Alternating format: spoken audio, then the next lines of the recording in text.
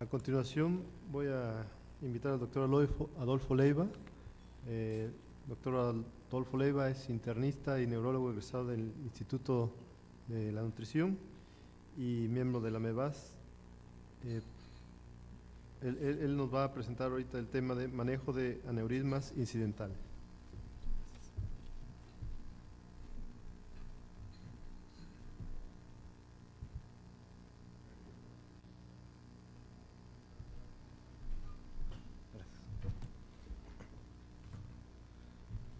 Bueno, pues muchas gracias también por su presencia.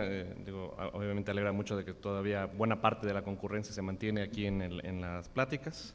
Entonces vamos a hablar de un tema de que si bien el simposio no es hemorragia subaracnoidea, pues vamos a enfocarlo precisamente a estos hallazgos que muchas veces asociamos que son los aneurismas. En los pacientes que evaluamos, ya sea por algún otro síntoma o que de manera incidental, como menciona el título, se encuentran. Este es precisamente uno de los puntos más controversiales que tenemos en neurología, en el contexto de que estos enfermos, pues bueno, pueden llegar por cualquier otra situación, se hizo algún estudio de imagen indicado o no indicado, pero se encuentra el aneurisma. Entonces, esto ha dado lugar a hacer una búsqueda de cuál es también la prevalencia en la población en términos generales. Y pues bueno, cuando vamos así revisando las distintas series, porque la realidad es que las publicaciones en aneurismas incidentales son más series de casos, pues va entre el 1 y el 6%, podría incrementarse en ciertos grupos etarios y ciertos grupos geográficos. Incluso hay que regresarse también varios años para ver las publicaciones, por ejemplo, ya desde hace más de 40 años, en donde, bueno, de acuerdo con Stevens, pues tenía una prevalencia de 5.6% de aneurismas incidentales intracraneanos en más de 1.300 autopsias. McCormick y Northinger, ¿sí?, que también encontraron una serie de 7.650 autopsias, una prevalencia más baja del 2%, otras fue en 83%. Y bueno, esto que fue una revisión y un metaanálisis como tal, bueno, encontraron también que dependiendo del tipo de análisis, si se hace un análisis retrospectivo, la frecuencia de aneurismas incidentales es de 0.4% y en el estudio o en la fase prospectiva es de 3.6%. Entonces la pregunta que todos tendríamos es, y que todos vamos a seguir teniendo, ¿qué debemos hacer ante el hallazgo en los estudios de imagen de aneurismas intracraneales de forma incidental? Pues seguramente la mayoría nos hemos enfrentado con eso. Y pues normalmente esto nos plantea 4 escenarios. Uno es precisamente que tengamos un manejo conservador y que, bueno, pues el paciente evoluciona y el aneurisma no se rompe. Ok, probablemente tomamos una buena decisión, pero podríamos decidirnos por un manejo conservador y en la evolución el paciente tiene una hemorragia subaracnoidea. Pues evidentemente nos van a protestar. Oye, pues, bueno, el paciente ya no, muy probablemente. O que hagamos un manejo invasivo, ¿sí? Y bueno, el paciente efectivamente no tiene hemorragia subaracnoidea, tiene un fallecimiento por alguna otra situación más adelante, pero esto no fue factor. O que hagamos manejo invasivo y que lo peor que pudiera ocurrir es de que se complicara el tratamiento, tanto endovascular o quirúrgico. Entonces, digo, ¿en qué debemos fundamentar la toma de decisiones precisamente para esto? Pues uno dice, bueno, pues a la evidencia de la literatura. El problema es que la literatura no tiene una evidencia sólida que nos oriente para tomar estas decisiones, ¿sí? Porque, bueno, muchos se comentan que hay que conocer la historia natural de los aneurismas intracraneales incidentales. Sí, pues ya hemos comentado, el riesgo anual de ruptura, pues se comenta que va desde 0.1 hasta 8% dependiendo de las series. Sí, estas series pues son de diversos lugares geográficos. Dicen, comparados también con los aneurismas rotos, pues los aneurismas incidentales tienden a ser más pequeños, en milímetros 3.9 versus 9.9, y a presentarse en mayor edad. Aunque igual, si uno se pone a leer de manera un poco más enfática, pues se encuentra cierta controversia en cuanto a los reportes. Comentan en este artículo de New England, que ahorita lo vamos a ampliar, que en Estados Unidos se tomará una prevalencia del 5%, pues 10 a 15 millones de habitantes tendrían aneurismas intracraneales. La incidencia ya calculada es de 10 eventos de hemorragia subaracnoidea por cada 100.000 habitantes. Entonces, evidentemente, la mayor parte de los aneurismas no se rompen. Esto es desde el punto de vista estadístico y seguramente real, ¿no? Digo, no sé si algunos de nosotros tengamos precisamente y no nos hemos dado cuenta. Un parteaguas en los estudios de aneurismas intracraneales fue publicado también en New England hace 10 años, en el 98, en los cuales pues, bueno, se dieron la tarea de evaluar a los aneurismas intracraneales no rotos para tratar de determinar el riesgo de ruptura y el riesgo que conllevaba el hacer una intervención quirúrgica, ¿sí? Entonces se incluyeron 1.449 pacientes, en donde se incluían 1.937 aneurismas en total. Era un hecho que algunos tenían aneurismas múltiples. Se vieron en 2 grupos, 727 pacientes que no tenían hemorragia subaracnoidea y 722 que habían tenido hemorragia subaracnoidea, pero además tenían por hallazgo otro aneurisma. Entonces se hizo un procedimiento promedio de 8.3 años, un análisis retrospectivo y prospectivo que aquí se comenta.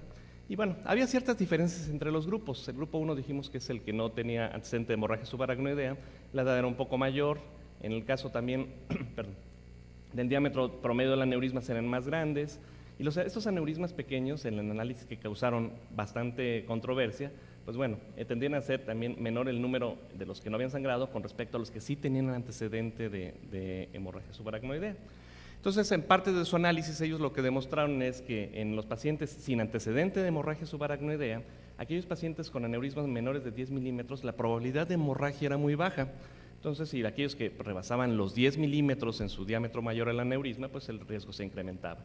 En el caso del segundo grupo, donde había antecedente de hemorragia subaracnoidea, pues bueno, era prácticamente similar, por lo menos la media, en relación al riesgo promedio de sangrado. Entonces dijeron, bueno, pues seguramente aquellos que tienen menos de 10 milímetros, el diámetro mayor del aneurisma, pues la posibilidad de sangrado es muy baja con respecto a aquellos que lo rebasaban, sobre todo si no había antecedente de hemorragia subaracnoidea. En el caso del segundo grupo, donde sí tenían este antecedente, pues era prácticamente equiparable la tendencia en cuanto al riesgo, ¿sí?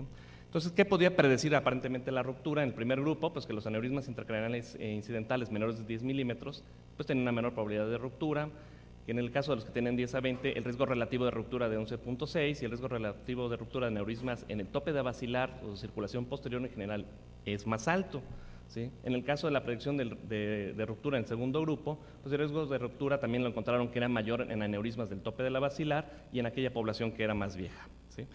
Pero bueno, evidentemente la producción científica se ha mantenido. Entonces, desde el punto de vista también neuroquirúrgico, pues bueno, han observado precisamente que buena parte de los aneurismas, ¿sí?, tanto de los rotos como los no rotos que corresponden a la barra negra, pues miden entre 4 y 10 milímetros. Y entonces el porcentaje de los rotos en este caso lo encontraron que era francamente mayor.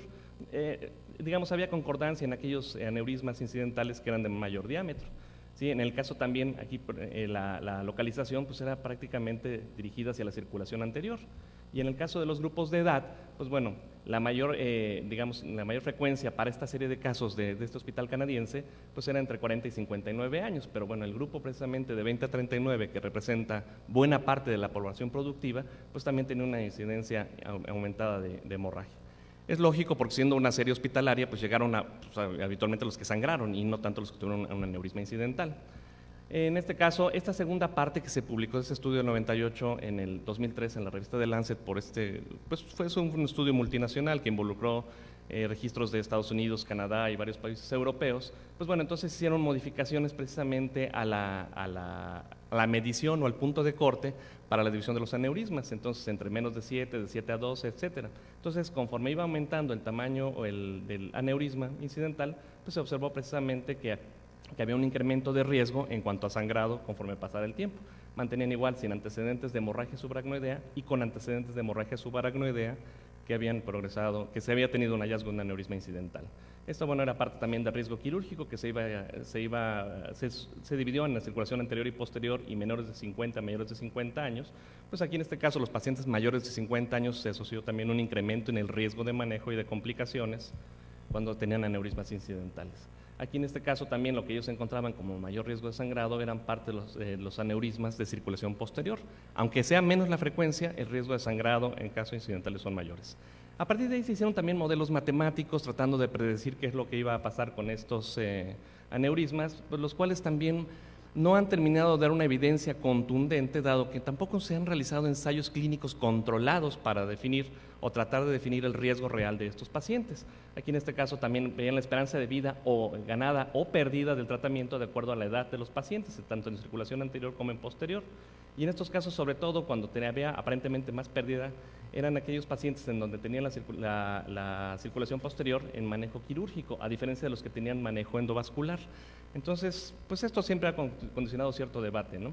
O también en el caso del manejo ya quirúrgico propiamente, cuando se hace análisis de la supervivencia entre aquellos que fueron aneurismas incidentales clipados, previamente, pues la supervivencia rotos y no rotos, pues la tendencia era la misma, mientras que en aquellos pacientes con aneurismas no rotos estrictamente, pues tiene una mejor esperanza o una mayor supervivencia en los pacientes tratados que en aquellos que únicamente, entre comillas, únicamente se hizo manejo conservador.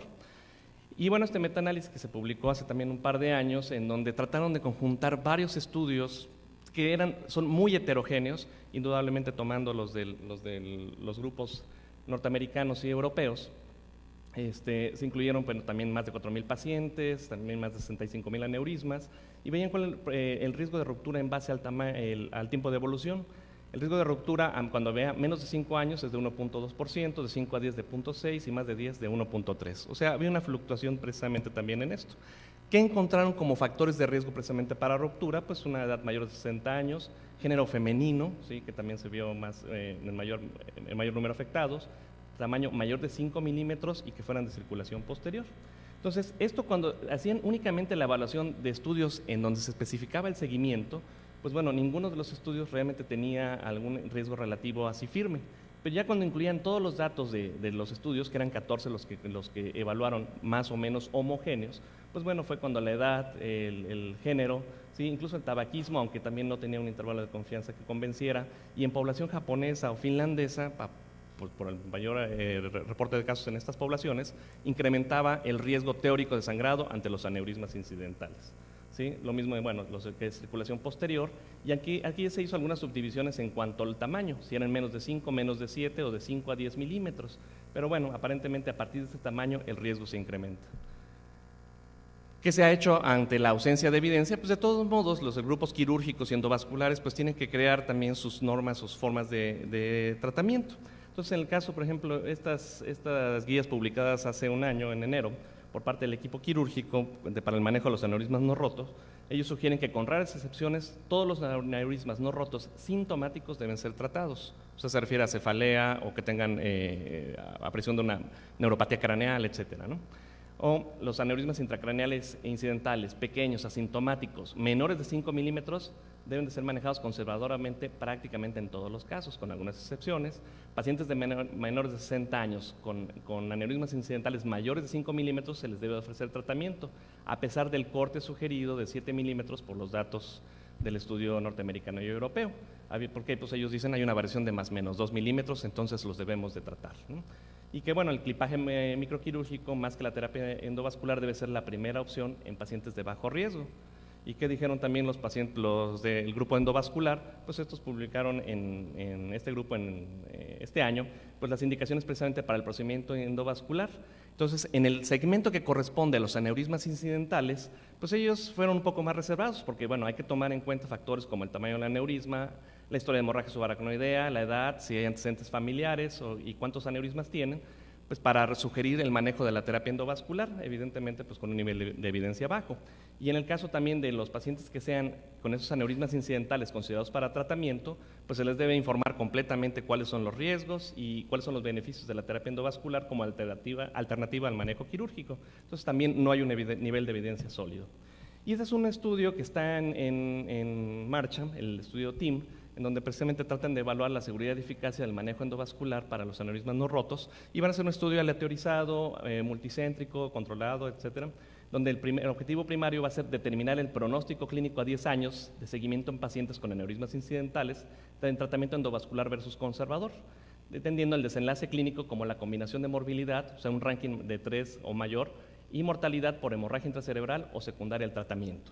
Aquí ellos especifican que también para no caer en controversias con el equipo quirúrgico, pues no van a incluir este brazo en este análisis, lo cual pues es una situación que nos va a dejar en cierta desventaja para poder a dar una opinión más concreta. Entonces, ¿cuál es la mejor opción para estos pacientes si encontramos o se hace el hallazgo de un aneurisma incidental? O sea, quedarnos con el manejo conservador, proponerles terapia endovascular, neurocirugía. Pues todos estos factores que mencionábamos previamente son los que debemos de tomar en cuenta. El tabaquismo no ha sido una situación concreta, pero hay que tomar en cuenta también otras comorbilidades y tener la decisión informada precisamente para el paciente, porque indudablemente lo tenemos que involucrar en la toma de decisiones, porque si no, pues para que los casos que hemos tenido en la medicina institucional, pues sabemos que tenemos el respaldo de la medicina institucional, pero cuando los vemos en la práctica privada, pues nada más tenemos el respaldo de la silla, es el único que nos puede dar apoyo, porque de ahí él nos va a presentar ahorita el tema de manejo de aneurismas incidentales.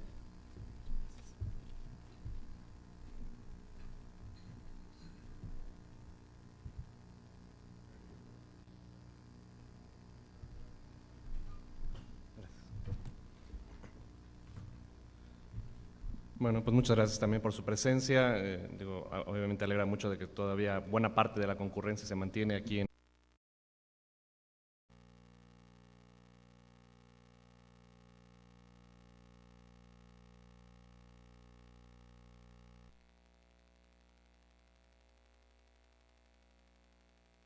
A continuación voy a invitar al doctor Adolfo Leiva. Doctor Adolfo Leiva es internista y neurólogo egresado del Instituto de la Nutrición y miembro de la MEVAS. Por ejemplo, ya desde hace más de 40 años, en donde, bueno, de acuerdo con Stevens, pues tiene una prevalencia de 5.6% de aneurismas incidentales intracraneanos en más de 1.300 autopsias. McCormick y Northinger, ¿sí?, que también encontraron una serie de 7.650 autopsias, una prevalencia más baja del 2%, otros en 83%. Y bueno, esto que fue una revisión y un metaanálisis como tal, bueno, encontraron también que dependiendo del tipo de análisis, se hace un análisis retrospectivo, indicado o no indicado, pero se encuentra el aneurisma. Entonces, esto ha dado lugar a hacer una búsqueda de cuál es también la prevalencia en la población en términos generales. Y pues bueno, cuando vamos así revisando las distintas series, porque la realidad es que las publicaciones en aneurismas incidentales son más series de casos, pues va entre el 1 y el 6%. Podría incrementarse en ciertos grupos etarios y ciertos grupos geográficos. Incluso hay que regresarse también varios años para ver las publicaciones en las pláticas. Entonces vamos a hablar de un tema de que si bien el simposio es hemorragia subaracnoidea, pues vamos a enfocarlo precisamente a estos hallazgos que muchas veces asociamos que son los aneurismas. En los pacientes que evaluamos, ya sea por algún otro síntoma o que de manera incidental, como menciona el título, se encuentran. Este es precisamente uno de los puntos más controversiales que tenemos en neurología, en el contexto de que estos enfermos, pues bueno, pueden llegar por cualquier otra situación, se hizo algún estudio de imagen